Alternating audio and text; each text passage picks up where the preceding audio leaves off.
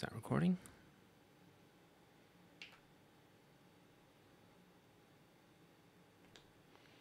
Hey, what's up, guys? How are y'all? Welcome back to episode 6 of the OS Rick project. How are you guys? I hope you guys are having a wonderful Wednesday. A lot of news to talk about, a lot of coverage, a lot of showcases lately. And this one, I want to focus on the Microsoft Xbox Bethesda showcase. 90 minutes, a whole bunch of stuff. Did you guys were able to catch it? I watched it several times, 3 times actually. I saw it once when it came out, and then I replayed it, and then I watched it again later on that evening. And I had it on like while I was doing chores around the house. I was getting on the meals prep for the week and doing laundry. So I just had it kind of running. So I was kind of paying attention, not. And then Sunday night, I just did I streamed a little special events with it, and I got in there with chat, and we just kind of I was able to sit down and do like official legit notes, and then I was able to finally go over them and kind of fill them out and make a podcast, make a show for you guys, so I could break it down. So I didn't cover everything, so just the stuff that I found interesting. So did I pass a couple of stuff? Yeah, I did. Like I said, they had a lot of stuff, 90 minutes worth, but that doesn't mean everything I saw was for me. Excuse me, guys. I know I shouldn't be drinking coffee while I'm talking, but I saw the showcase. I was excited for it, especially after the heels of the Sony State of Play, which came out the week before, and then Summer Game Fest, which came that Thursday, and then we had the Xbox Bethesda showcase on Sunday, early Sunday afternoon, and then Monday that just passed by, we had the Capcom showcase, which I might go over. I haven't seen it. I haven't watched it yet. I've just seen some bits and pieces. I'll probably go over it and save that one for next week.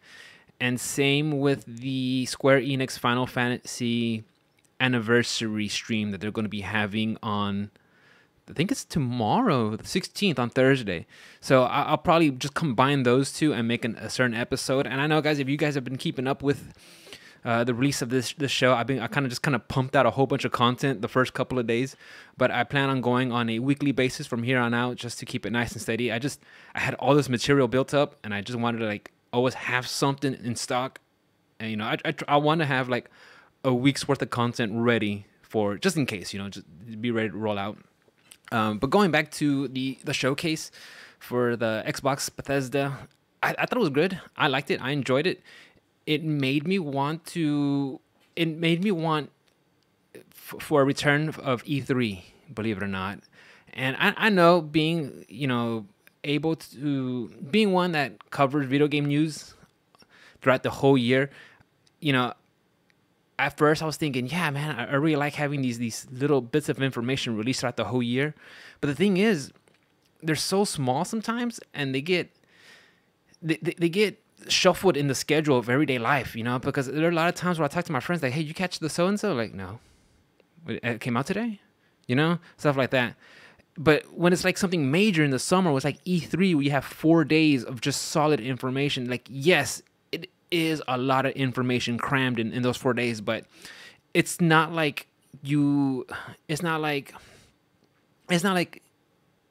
yeah, we could talk about it, but that's so much material. You can really talk about it for days on end, with other content. So I kind of like that, because even throughout the whole year, there is just small trickles of information here and there. Like, I know the video game news business isn't like massive, and there's hundreds of people doing it. That's why, guys, I appreciate it if you're here. Thank you very much.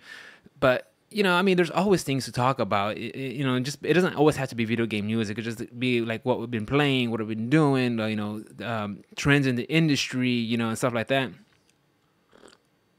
So I think I'm ready for the E3 scene to return. And I know a lot of people, a lot of people in the business talk about, I say in the business like I'm in it. I'm not. But a lot of people in the video game news business say, lately E3's been kind of like a convention. And that I'm not too crazy about. I like it when it's just for the media, for the business, for the media outlets of video game news to really get in there and get their hands on the demos and give you just straight up reviews. That I prefer. This whole opening to everyone, I was like, I don't know, man. It feels like and I know it's a business, but it just feels like it just becomes slimy that way. Not slimy. It just like it becomes business first, video games second, and I don't think it should be that way. This should be the video games first, hands down, because I mean, you want to put the information out there for your fans, because without them, they're the ones who put you in that spot. And I've always been of that mindset, fans first, because without them, you wouldn't be there, regardless of what franchise you are, Final Fantasy, your Street Fighters, your LOLs, Halos, everything, if you didn't have that dedicated fan base, how'd you expect to be there, So I really think if it does become a return to E3, I really hope it's catered more towards the video game side and just focus on the, getting the information out there instead of just making it a convention, because I mean, look, there's tons of conventions already that you could tie in video games with, with Comic Cons and Anime Matsuris and Comic Paloozas, those last two are the ones that are coming here to Houston, and I'll be there, guys, so swing by. But I want to get into it now, guys. I'm going to go like in order from what I took my notes. And so like I said, I'm going to be skimming through some things, passing up some other things. So if I don't talk about a game that you're interested, I'm sorry, but it just probably wasn't for me. And then I'll probably just bring up some genres or some video games because that I just wanted to talk about that I found interesting. But let's start off with Hollow Knight, Silksong. I thought that this game was already out. I thought it was DLC, and I remember playing Hollow Knight, and I couldn't get into it. I like the animation, but just trying to navigate through the map and getting in and around, I was just like, I don't know. I was playing on the Switch, and sometimes playing handheld on the Switch, some games don't really translate that well. I don't know if you guys have noticed that before. Like if it's just something chill and casual where you don't have to be really tight on the inputs, playing handheld Switch, I'm fine with. But once it becomes something where you got to be able to, do a short jump attack and then do a hop attack so you could climb to the ledge and do a double jump and then, wall bounce and then stuff like that. It's like the handheld, it just doesn't feel good if that makes any sense. And when it comes to the Switch, I primarily play it in handheld. Maybe 10% of the time I'll play it docked, if I'm streaming something, or if I'm playing Smash with, some of my buddies. But even then, that's been a while since I've done that. So I saw the reveal for Silksong. I thought that was already out, to tell you the truth. So maybe I'll go back and play this game. I think I have it on Switch. I don't think I have it on Steam, but I should go back and play it, especially since I did enjoy the recent release of Metroid Dread. That was a fun game. I enjoyed it for what it was, but I think I remember people saying that Hollow Knight, just the game itself, is like 30 hours long, and I think that just might be. I don't know. If I sit down with it and really enjoy it, maybe I could go through with it. But like 30 hours, like, oof, that's quite a bit. But yeah, that's out for Xbox Game Pass. Or Xbox, I should say. I don't know if it's on other consoles or just being introduced to Xbox.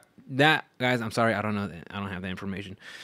Moving on, Riot Games. They're going to be having their League of Legends Rift, and Valorant, and two other games. I didn't pick them up, guys. But they're gonna have those three games coming out. For Xbox.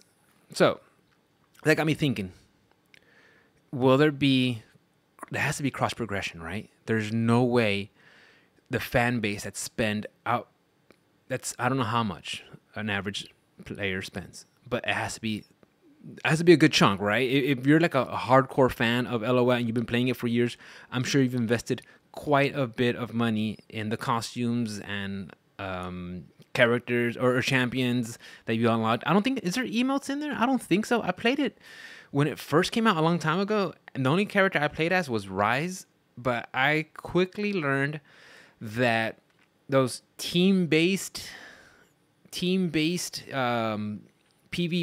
objective-based games isn't for me, because I realized, and mind you guys, this was like early when it was first coming out. So I didn't have access to like I don't even, Discord wasn't even around. I think it was like Skype was around, but even then I wasn't on Skype. But you had to have other people to play with, and if not, like they just go just everywhere, and or they'll just like start like talking shit because you didn't do something or you didn't know something. I was like, you know what, this is not for me. Again, guys, this is why I prefer fighting games and Souls games, because if I die or if I lose, it's because it's on me. So like us, 100% upfront, guys. LOLs were never for me, but I am curious. Like they have to have cross progression, right? Or because there's no way. Would they force players to buy everything again? I don't think so, man. I don't know. And that's also interesting is how's that going to work out with Project L, their new fighting game that's coming out. It's in development. Are they also going to have? By the way, it says they're going to have all champions unlocked for League of Legends, Wild Rift, and Valorant. So I'm curious, are they going to continue that when Project L comes out? Were they going to have all the champions free, or do you think they're going to have it kind of like, like a regular fighting game where they have here's all your champions, and then they'll release them like in character passes, season passes? Or do you think they're gonna stick it to like the traditional route, what they've been doing with LOL, where they have champions just cycling in and out, and then if you want to buy them, I mean, if you like them enough for that week, then you could purchase them with either a lot of in-game currency or $5.99. So I'm curious how that's gonna work out with Project L. I doubt Project L will be just exclusive to Xbox. I think this is just like a way to like announce it, saying, hey, this is available on their platform also. And it brings up another point also, guys. How do y'all feel about cross-play between consoles and PC? Now, if you're a PC player, do you still stick with mouse and keyboard, or do you play with a controller, especially a game like this? Because for the most part, depending on what game it is, like when I play Dead by Daylight, I'll go with mouse and keyboard just because I get better turns and responses, But some games, like when I play Elden Ring, I don't play mouse and keyboard. I still play traditional control. So I don't know how something like this would function. Like, do you think there would be an inherent advantage for someone who plays mouse and keyboard? Or do you think even sticking on a control pad, you'll still be fine? Because I don't know what the advantages and disadvantages are. But to me, when I play, I feel like more responsive when I play with mouse and keyboard on PC, on certain games, for sure. So, because I know didn't Modern Warfare come out, it was crossplay with PC and console, and it felt like, I don't know if it felt like, but like, I think it was just kind of like, just kind of like unknown fact that PC players kind of had an advantage because of the mouse and keyboard and being able to like turn and point and click and shoot and stuff like that. So we'll see. But Riot Games coming out with that stuff. I'm curious how it's gonna work out. I still won't play the game. Still won't play those franchises. I don't care for that stuff, guys. I don't. But I am curious. If there's anything that I am curious about when it comes to Riot, it is Project L. I'm curious how that's gonna work, how it's gonna play, how it's gonna be monetized, how it's gonna be produced. Very curious, and I can't wait for more information. I know that with the Cannon brothers at the helm, with the netcode and just designing and being leads on there, I'm pretty sure it's gonna be in good hands. Just knowing that. Moving on, guys. Forza Horizon.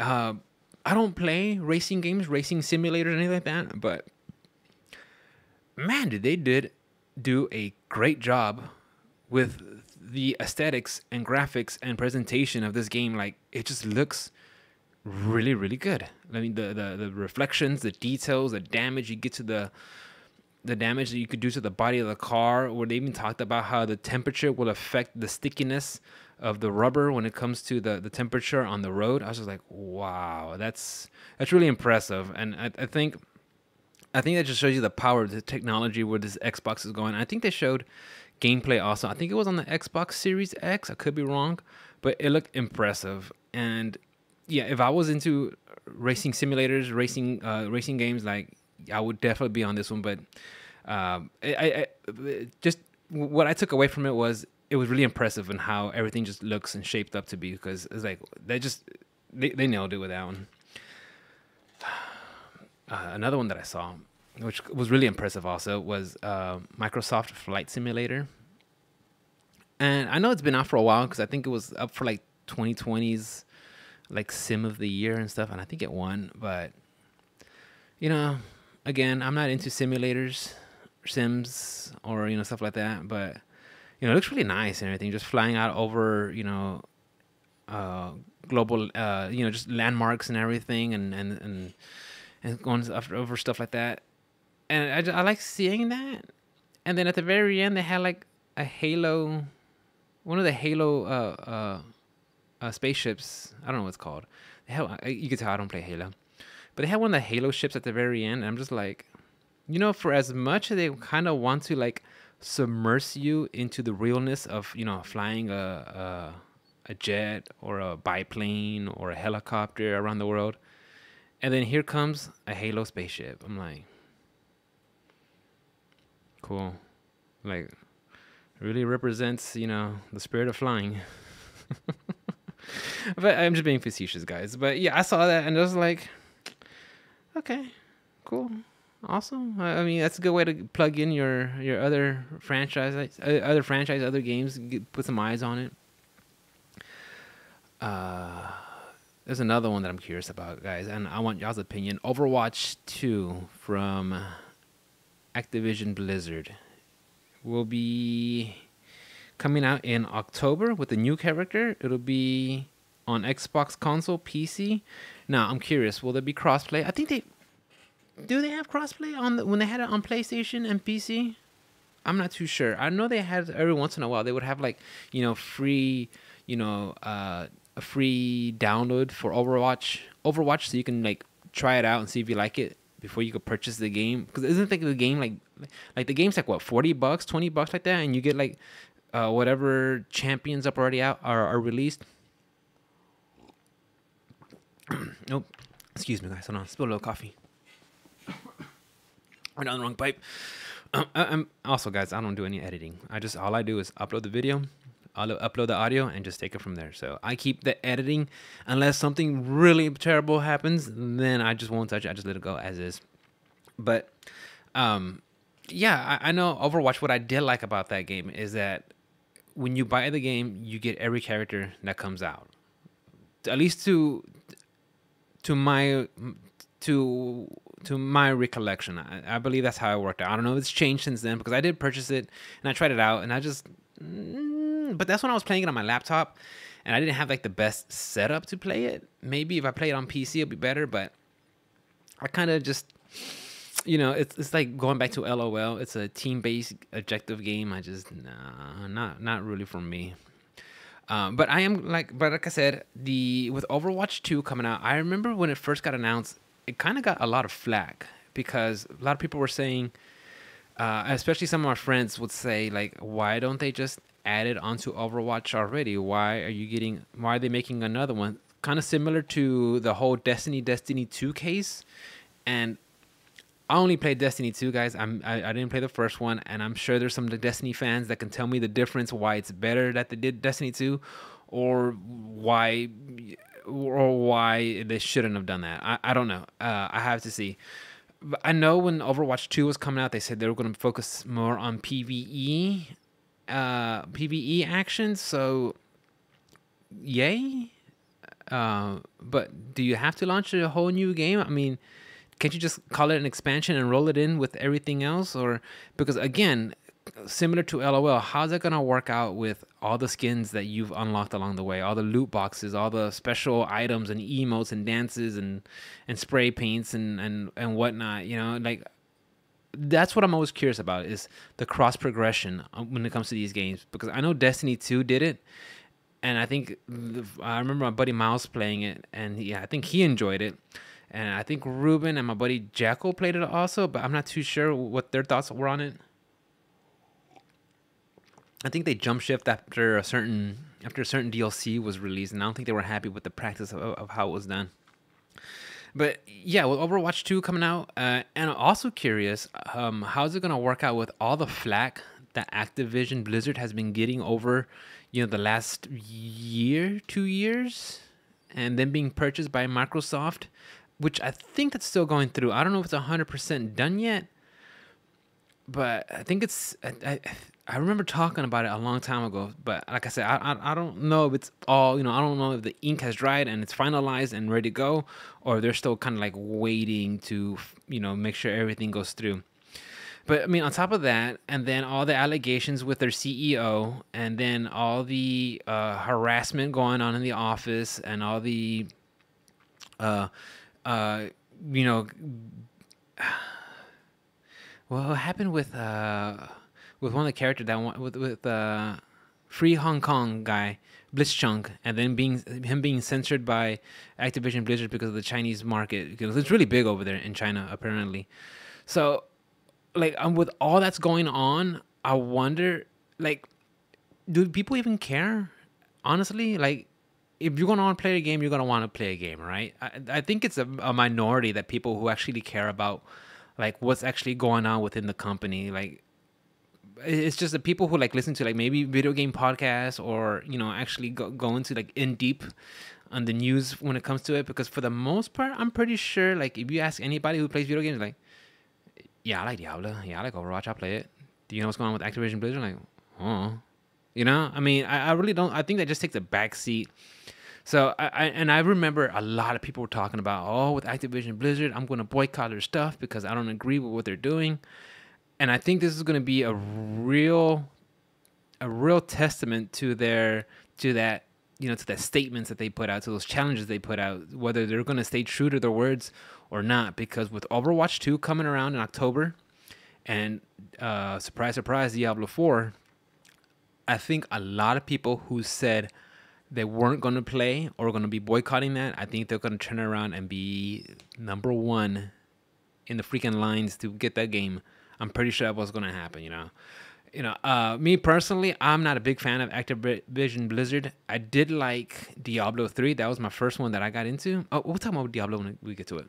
But sticking to Overwatch, though, yeah, with everything, all the flack with, and it's funny, too. I was talking, I might have shared this story with you guys, but I was talking to my friend who's a big Overwatch fan, and he recently played Diablo Immortal, and he had such a bad taste in his mouth from Diablo Immortal that he just felt like he did not want to play Overwatch. Like, the way it got handled and monetized, and just being just blatant in your face, trying to ask for your money, like, it really turned him off from that game. And he's like, man, I don't even know I want to play Overwatch. I mean, I don't know how you guys felt about that, but to me, that just speaks just volumes of saying how a company could really just turn off their fan base like that, even though he might be in the minority and just be the 1%. But can you imagine just 1% of all your fan base just doesn't want to play your new games because how money hungry your gacha game is? And again, I know it's a gacha game. You know you get yourself into, but man, it's just blatantly play to win. There's just no way around it. And my wife's been playing it, and she says she's having a good time, but I don't think she spent any money on it, and she's just been playing just filthy casual. So take it as it is, guys. But yeah, Overwatch 2 coming out in October. I'm surprised. I really thought it was going to be pushed back farther back, because I thought everything was just kind of more in disarray. But apparently everything over there in Activision Blizzard must be flowing, and things are getting done, I guess. Which is good, because, I mean, they just been getting a whole string of just bad press and publicity. On to other stuff, guys. Fallout 76, The Pit. So, I don't know how you guys feel about this franchise, but when 76 first came out, my wife was super excited. She got it. She played it. She wanted to love it. She wanted to keep playing it, but she just did not like it. She just did not like it, and she got burned out because of that. And it's unfortunate, because I know there's a lot of people in her situation where they really wanted to have fun with the game, but it was just, it just wasn't what they expected. It was laggy, buggy, just things were missing. I mean, like, there was nothing to interact with. It was like everything was through like audio tapes. Excuse me. And I know the game, from what I've heard, is in a lot better shape now than it was at launch. But You know, that almost feels like that's the mo for these live action, these live service games where they kind of start kind of rocky and then they become better and actually like playable, which is unfortunate that that becomes the norm where that's okay to be like, oh, we'll just fix it later, you know. And unfortunately, you know, Cyberpunk at the guys at CD Projekt Red thought they could do that with Cyberpunk 77 and 2077, and that didn't turn out so well at all. Rough. Still rough. Some people still, I know my friend Ruben says the game's still not even complete yet. And I had my other friend Kevin said he played it once, beat it, and quickly just uninstalled it from his game, from his game library. I was like, wow. So yeah, with 76 out, I know they're like in a I want to say they had a subscription model where it was like the haves versus the have-nots, and I remember seeing like articles where the haves were killing the have-nots because they just had superior items. And I thought that was funny. I almost thought like that could be like a social a social political problem, you know, because you know the people, the haves are going to kill the have-nots or dominate them.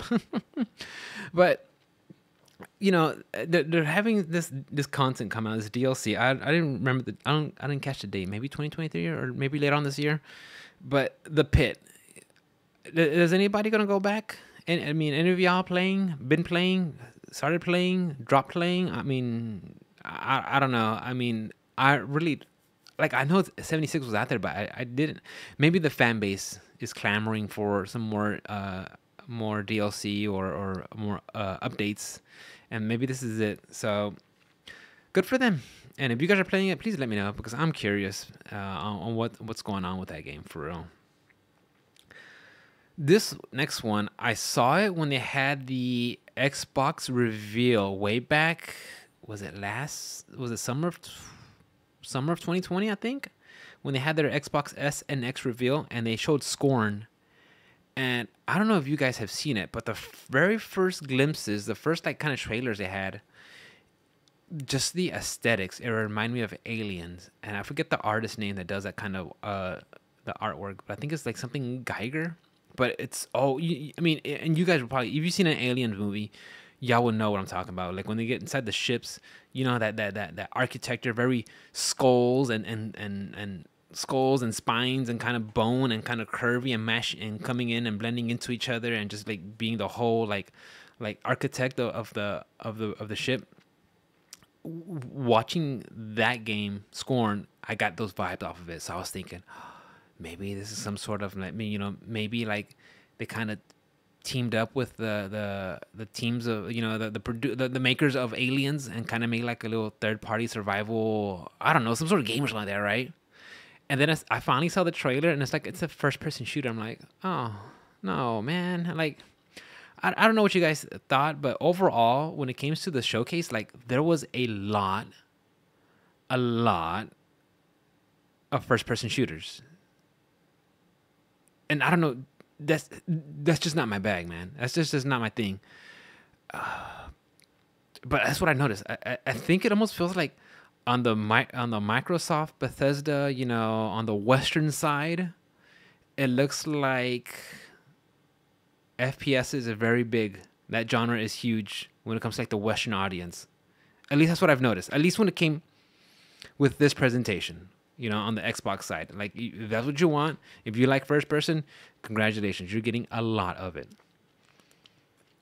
But I saw that and I was like, oh man, I really want to play it, but not really. At first person, like I used to enjoy them, but not anymore. I just kind of grew out of it. And of course, guys, a lot of these games are day one access if you have the Game Pass membership, which we'll get more into it later on at the end of the show after we get to this stuff. Minecraft action. They're having Minecraft Legends, an action adventure strategy game.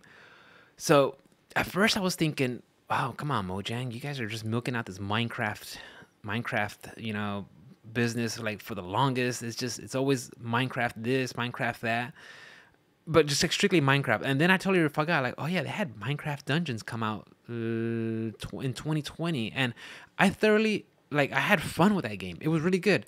But it was lacking on some features where, because it's a dungeon crawler based off the Minecraft aesthetics, but you weren't playing as your traditional like assassin or archer or barbarian or caster or whatever. It was always whatever the gear dropped. That's what your class was, which is an interesting take, but it just becomes so random sometimes because it's like I really like this item, but this is a way better item, so I guess I have to play with this. But I wanted to stay as a melee, melee-esque pseudo melee class, So I think, and mind you guys, it's been a while since I played it. I played it when it got launched.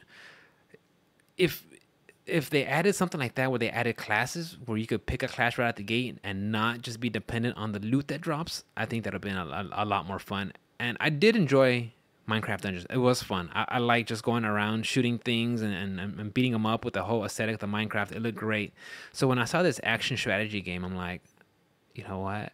This seems like fun. I might give it a shot because, in the end of the day, at the end of the day, what Mojang has with Minecraft is the lightning in the bottle, and you can't just let that go, right? Hang on to it. Do as much as you can with that IP because you never know when it could just go away. So them branching out into other genres instead of just the sandbox crafting, I think that's in a good direction. And I take it back because like I said, I was like Minecraft again, but you know what? They're actually doing. So it's not just like I said, it's not just the sandbox crafting. They're going somewhere else with it. And I was like, okay, you know what? This could be worth it. I could take a shot with this. Let me see. Then we had Lightyear Frontier. It looked like a Stardew Valley in space. I think that's about it. If you like, I mean, I enjoyed Stardew Valley, but I liked it on Switch just because you can just take it with you, lay down, do a couple of days, and then just put it down. It just felt cozy, but actually, should in hindsight, probably shouldn't have wrote that down because I'm not selling it at all. This is one that I brought up, guys. A little Mona, by the way. Look at him. This is the one I wanted to bring up because if you guys know me, I'm not much of a fan when it comes to these still action narrative driven games, and I know I sound very disparaging about them because I don't call them games because I mean what do you lose? Nothing. What's at risk? Nothing. Games, there's winners and losers. You could lose something. So I just wouldn't call it a game per se, but but for sure interactive storybook, and that's not to say that I hate them or don't like them or never played them. I have played the Telltale's Walking Dead ones. I did enjoy those and I had fun with them. I enjoyed the decisions you had to make as, what was his name? Was his name Bernard? And then taking care of little Clementine. I played the first two and I remember at the end of the first game, I was like, you had to make a decision. And I was like, wow, I really, that part I did. I like that. I like the interactive part. And I know Telltale's did it right. So when it comes to other ones, like honestly, guys, I played Oxenfree and that one did feel like a spooky story, spooky game. I don't say game, spooky, like real scary. Because there were some parts on there where like, oh, like it's kind of paranormal and stuff like that on a deserted island, which like has links to another dimension and other beings, which, that was pretty cool. And then I remember playing other one like Night in the Woods, and that one I just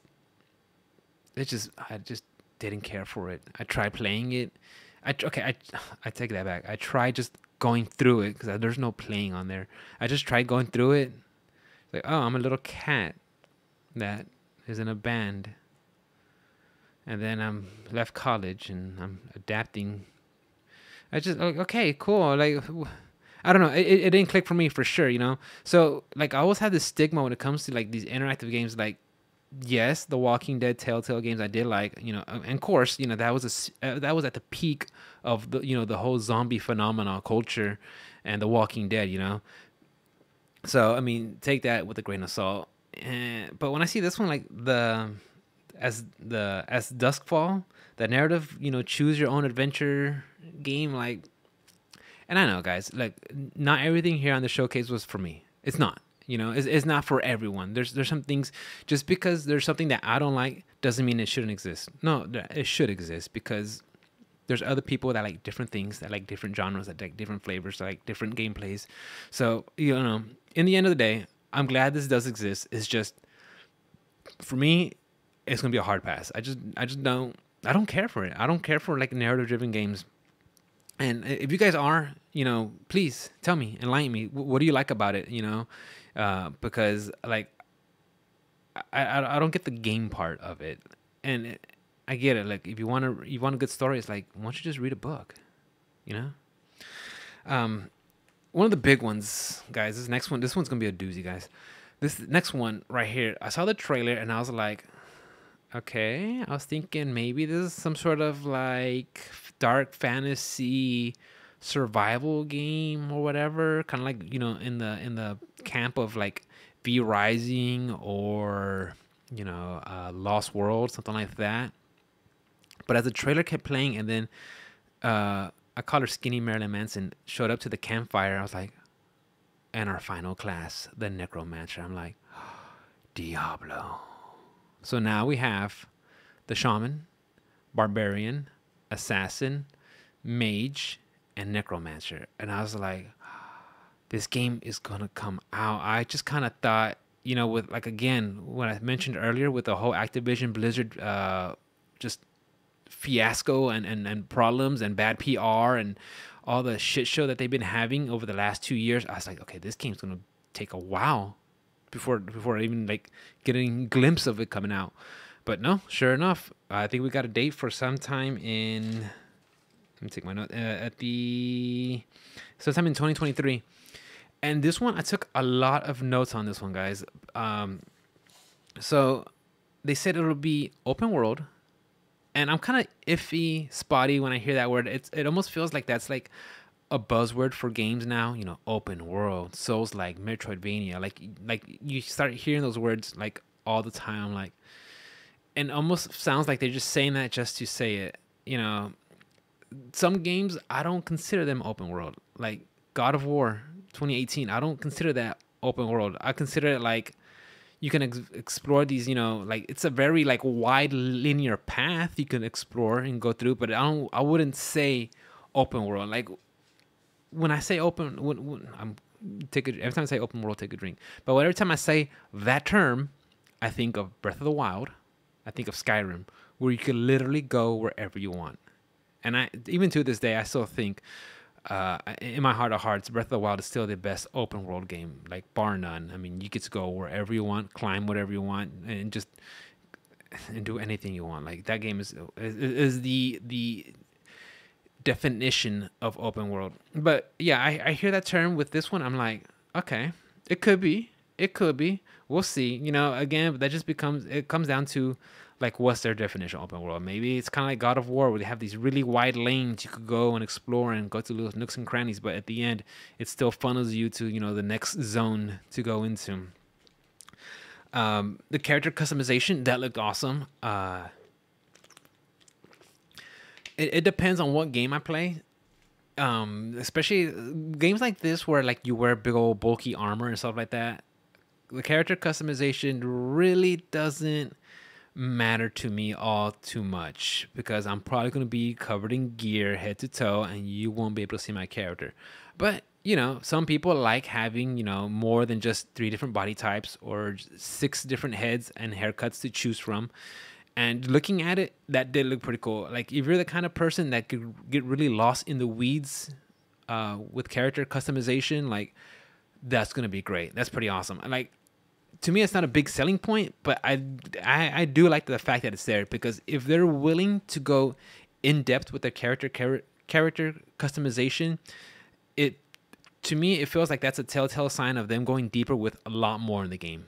Instead of just limit, because a lot of times if they limit you to just this many options, like okay, we're probably going to see repeated assets and maybe same kind of enemies with different color palettes and stuff like that, and but to me, it just feels like this much customization. Like, okay, I think that's a good sign. It just shows you how immersive this game could be, at least when it comes to the attention to detail. They said they're gonna have up to 150 dungeons. That part really excited me because when it comes to dungeon crawling, especially like in Elden Ring, I love that. That's my favorite part of that game. I love going around in dungeons and fighting for your life and getting loot at the very end and fighting difficult bosses and then dying halfway through and then having to start from the very beginning and having to go through and fight your way and just learning new skills and items. I like the dungeon crawling part. I don't know if you guys know this by now, but or probably picked up on it, but open world just isn't for me. You know, there's very few games that I like that genre in. It's the dungeon crawling that I really like. So when I hear there's 150, almost 150, you know, as of right now, so I don't know, that number is going to change once, you know, the game gets released, but like that's going to be a lot to do. At least that to me, it feels like that's a lot to do, and I can't wait. That sounds like that sounds exciting. They said they'll be having, you could be reclaiming strongholds that turn into towns or dungeons, so you kind of have to fight your way through it, so you can flip it and then have control of it, and then you know, I really think there's going to just be bigger, better, badder. And badder, I mean like badass than Diablo 3 was. So I'm excited for all this stuff. They're gonna be having world events and world bosses. I think that's also interesting. I think that really helps just really reinforce the whole co-op part. And I know, guys, I said like I'm not too crazy about, you know, multiplayer, but when it comes to something like that where you're just not having to fight each other, but just not so much PvP, but just playing together with friends, even if you're just being silly, like I think that could be fun. Well, it is fun. There's no doubt about it. So, and I'm glad that they added events like that. Just these, and the thing is, it could be so. I mean, they could tie in so many things. Where this month we're gonna have a special boss because of, you know, summer season or winter season or whatever. You know, because, you know, Blizzard's been known to do stuff like that, especially when if you played WoW. You know, they'll have a summer festival or a Chinese New Year festival, or I think they call it Lunar Festival, or holidays or turkey or Halloween. Like I like the Halloween stuff. That was a fun event they had. They're gonna be having a shared world crossplay, and they'll be having couch co-op. They'll be having PvP. I don't know. Did Diablo 3 ever have it? I think they tried launching it, but just didn't stick, and I think they pulled it out. I could be wrong. I don't know if they ever went back and added it. And they also said if you're like really, really good at PvP, they'll paint a target on your back so everybody could come after you. And I think that's awesome. I think that's a good way to just balance things and keep people in check. You know, oh, you want to be badass? Cool. Now everybody knows that you are, and they're going to come after you to get the loot. I think that's pretty cool.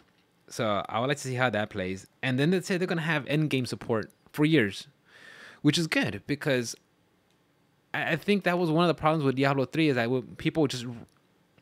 people would race to the end game, and I think that's a bad move. I mean, there's something about these games where they put so many dungeons in and items and characters, and me, this is just speaking off what I played with Diablo 3, that they put so much in there. Like, you really should enjoy it all. You know, just take it all in and let the end game come when it comes, because if you just rush through it, I think it's honestly, in my opinion, half the fun. It's just leveling up and growing with your characters. You can learn all the ins and outs. But knowing that they're going to have support for the end game, that's even better, because there's nothing more disappointing when you know, race to get, not race, but, you know, you really try to get the best items and gear for your character, you know, along the way. And then you get there and you're like, okay, well, just only one little content to do. Have fun, do more rifts. What torrent level are you going to be, you know, rift level you're going to be at. Congratulations, and maybe you can start min-maxing, you know, some of your stats or you could start building, you know, gear sets and stuff like that. But yeah, them supporting and having more end game, I think that will be way better. All right, guys, I'm gonna try to start speeding up the process. Team Ninja and Koei Tecmo, they're gonna have Wulong. So when I saw this, I was like, is that the game from those Chinese developers, Wukong? It's like, no, this is different. This is Wulong. I'm like, oh, okay, because Wukong is based off the Monkey King, I believe. So I saw this one. I was like, so I kind of confused it at first, but at first I was like, oh, they're bringing back Onimusha. I was like, no, Rick, that's Capcom. That's not these guys. Like, oh, okay, never mind. So that looks interesting. I don't know what you guys think about it. This next one, Persona 3, 4, and 5 are coming to Xbox. I think that's really good for them if they're trying to tap into the whole Japanese, the Eastern, the Japanese market for sure, to bring in that fan base there, and even for people who've never played Persona, I think that's a good way for them to get exposed to that franchise, because I like Persona 5 a lot. That's one of my favorites. Oh, you can't see it from here, but yeah, I think that's so awesome that people could try it out. And the thing is, Atlas says that it's also coming. These games, Persona 3, 4, and 5. Persona 4 is already on Steam, but the other two are coming out to Steam, PlayStation, PC, Windows, whatever, Xbox, but not on the Switch. I'm like, oh my god, because I have Golden 4, Persona 4 Golden on my wish list on Steam, but I want to play that on the Switch, and they're not releasing it again. Like, come on, guys, the Switch is perfect for that. They also Phil Spencer also mentioned that Hideo Kojima is working on a new Xbox project. I was genuinely surprised about that one. I didn't see that one coming, and I'm glad it is happening. I'm glad it is happening. So I'll take it as you will. But Kojima, love him or hate him, the guy knows what he's doing. He knows how to make a good movie / video game, and just I'm like, it's so off the wall. If you like Metal Gear and the craziness that was in there, I mean, you got more of that in Death Stranding. And I know the game was, divisive, because some people are like, oh, it's just a walking simulator, there's nothing going on. But there's something to Kojima games that you really, there's just something there, man. Something there that no matter what you think about video games, if you do like video games, do love video games, that you should try them out. Just that's all I can say about that. I mean, I'm not here to get an argument of defending it or knocking it down, but honestly, like, just try out Death Stranding, man, and you'll know what Kojima's about. Or if not, I mean, if you played any of the Metal Gear games, I mean, you could there's something slightly off, and it just kind of works.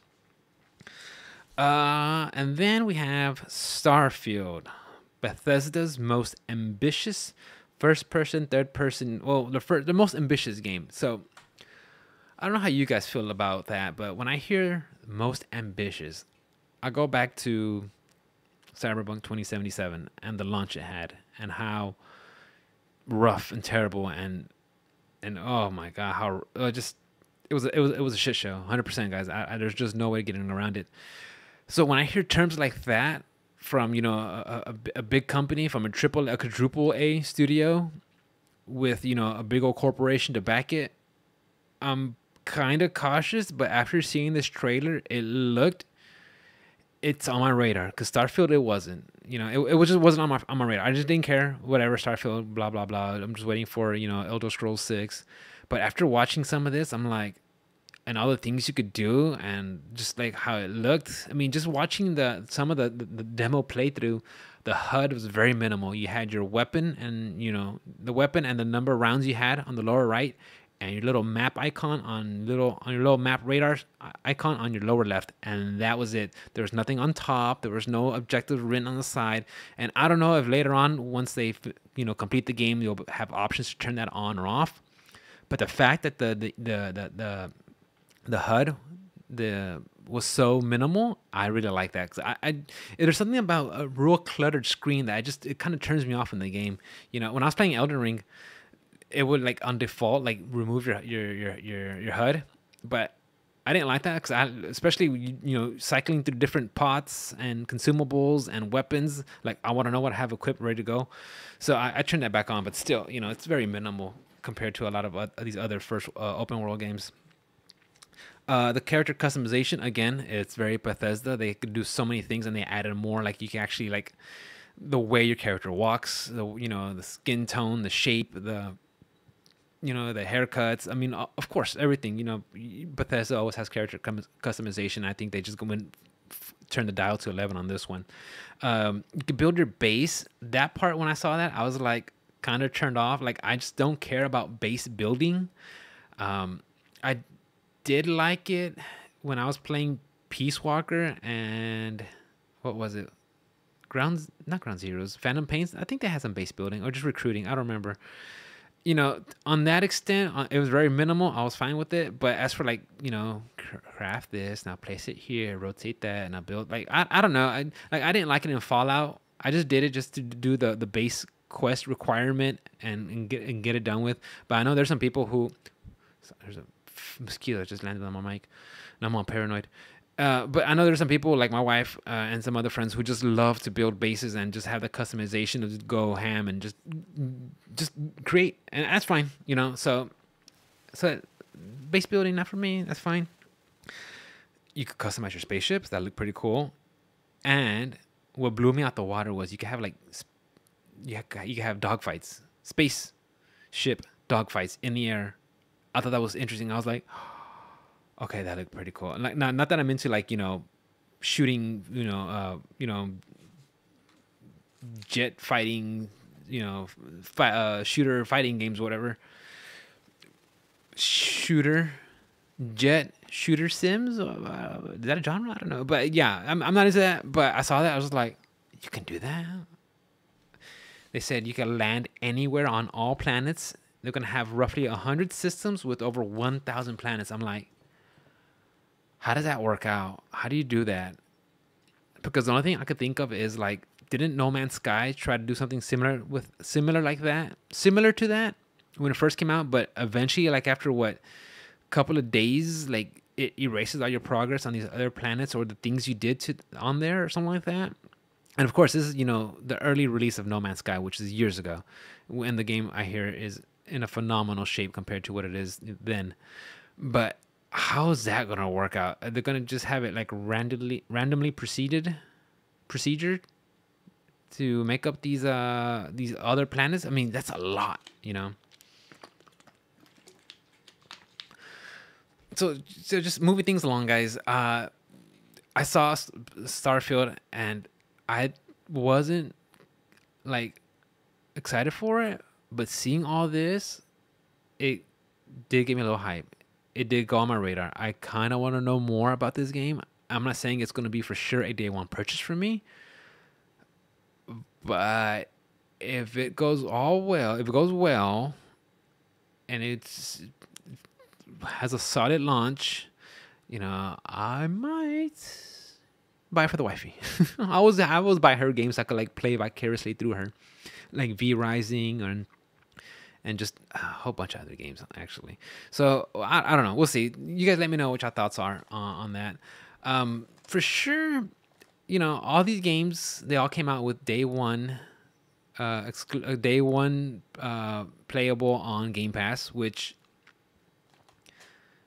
if you think about it, that's probably like a really, really good deal. But I don't know how you guys feel about Game Pass, like for yourselves. Like I tried writing down some pros and cons, and of course, you get day one first party releases, and prices range anywhere between $9.99 a month to $15 a month, and then it's on console, PC, and cloud. Depending on what package you get and everything. But being able to have access to these kind of catalogs and games, at least when it comes to the first party developers, that's awesome. I think Microsoft is starting to get there, because previously with Forza and Halo, like there was nothing there on the first party side that I really cared about. Now it seems like, okay, there's potential for wanting to get it. As for cons, it feels like another monthly subscription. I don't know about you guys, but having Spotify, having Disney Plus, having Netflix, having Twitch Turbo, having just a whole plethora of freaking subs, like it starts adding up. So can you justify getting it? Another subscription? Maybe that's gonna come down to the individual. Me personally, I've been of the mindset, because I had Game Pass when it first came out. I tried it. They had just a whole bunch of like random mid games, and I was just like, I'm paying $9.99 a month for games that I'll just download, not even like try for a little bit and then get rid of. Or would I rather like wait for like a really good game, pay full price, and know for sure I'm going to sink a lot of hours and be dedicated to it? And I'm kind of more of the latter. I'm more of that part.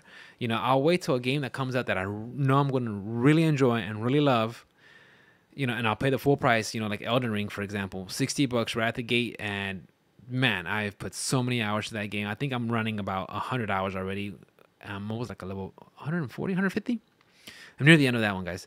So like, it just depends on how much you find the value in Game Pass. Like monetarily wise, it probably is, since you're not paying 50 to 70 bucks for every title that comes out.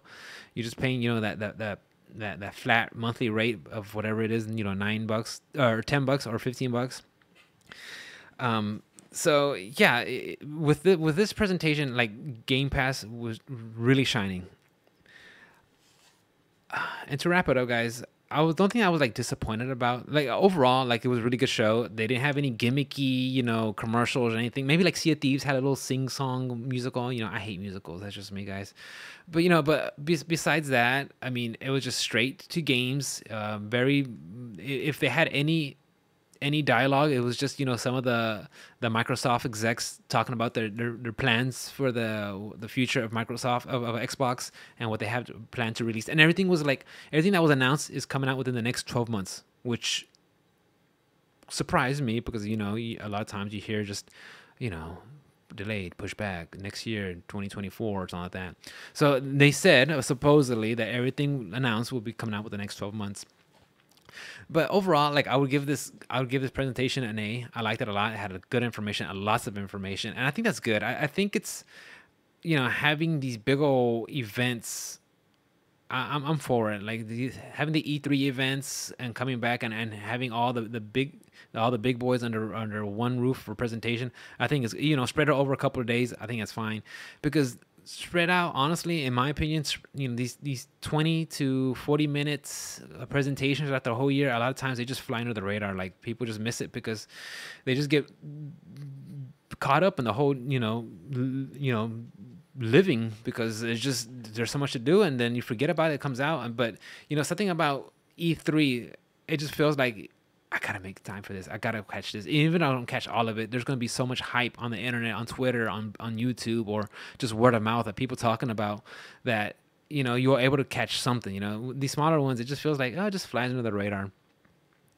And to finish it, guys, the only thing I was really disappointed in was the fact that there was no news on Killer Instinct. That was the one, like, I would really like to see, especially now that we got news that Capcom is working on Street Fighter 6, and Guilty Gear Strive is doing really good. We got another season coming out next year.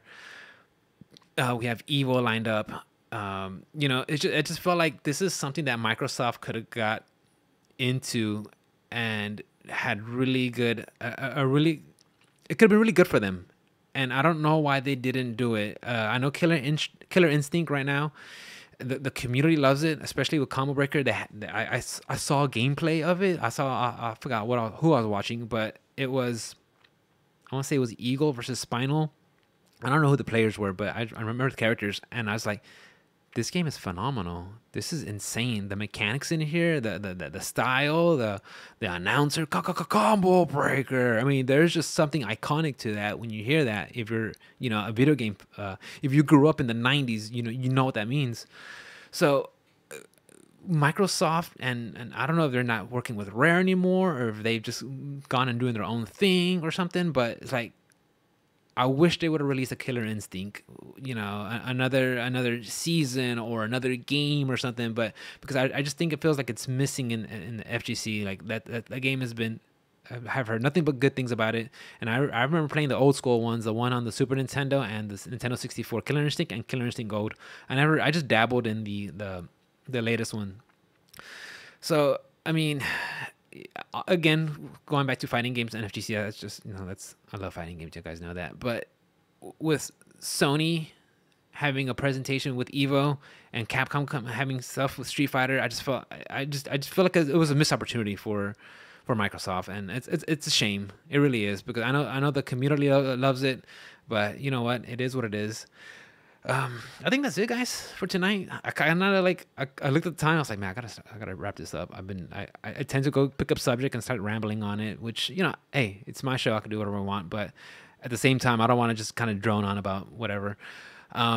But yeah, guys, that's about it for me. I'll be back next week. We'll do more shows. We'll cover up what's going on, what happened on the Capcom showcase. That might be a little bit, old news, and we'll talk about more what happens with the Square Enix Final Fantasy presentation on Thursday, and then we'll come back with the whole video game news, what's going on, and talk about more things going on. What's going, sharing everything. But anyways, guys, I want to say thank you for hanging out. I really appreciate it, guys. This project, this OS Rick project that I'm doing, like, I just love doing it. And if you guys want to help out, there's a link to the PayPal on the Buzzsprout page if you want to help out, or on my Twitch page. If you want to, that'd be great. If you don't worry about it, guys. I mean, if anything, you could just tell your friends about it, or just give me, a like or whatever. But I like doing this, guys, because it gives me something to do, something to think about, especially when I'm at work, because work sucks sometimes, and it just, like, I start brainstorming ideas and just wanting to try things and do things and write things down and make little notes here and there and just write them down and try to elaborate and just express myself and chit chat with you guys, because I love video games. And so that's something I'm just really passionate about and just want to talk about. And even though I'm still working on my ums and this and that, this is good practice for me to do that, just to chit chat and talk more. So, like, I really appreciate it, guys. I'm just being, that's enough for me. I'm done, guys. Y'all have a good night. Enjoy the rest of your evening. I really appreciate it, and I will see y'all next time. Bye, guys. Peace out.